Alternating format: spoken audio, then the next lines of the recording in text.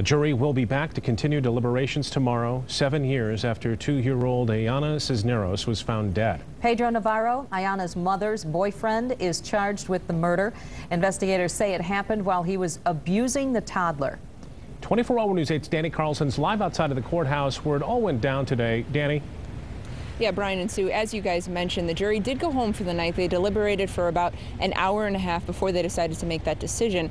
Now, before they got the case, closing arguments discussed the main issue was how much Pedro Navarro was to blame for Ayanna's murder and how much her mom was.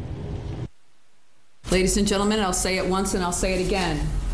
How can anyone conclude that this child is not the victim of child abuse? But prosecutors say not only was 2-year-old Ayanna Cisneros the victim of child abuse, but that Pedro Navarro is the one who did it.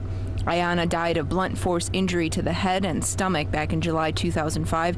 She had 30 broken bones and a punctured lung at the time of her death. This amount of injury is not a mom mad at her child.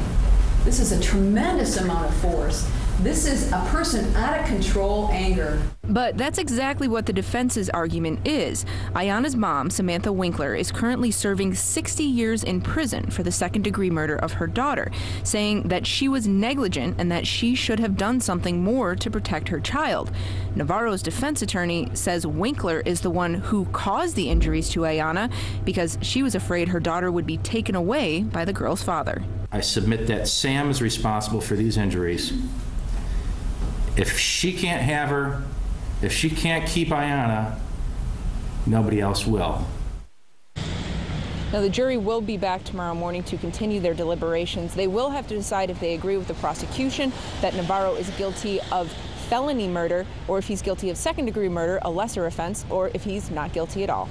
Live in Grand Rapids tonight, Danny Carlson, 24-hour News 8.